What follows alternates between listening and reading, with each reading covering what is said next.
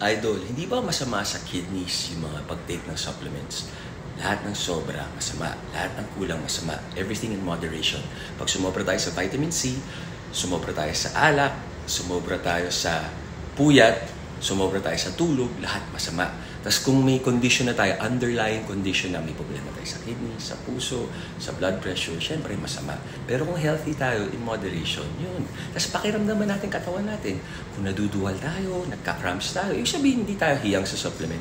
Kahit na lahat ng tao sinasabi the best siya, kung hindi siya nag-work para sa'yo, hindi siya nag-work para sa'yo. Ganun lang, do what works for you. Tama kayo, mali ako, I'm not your doctor.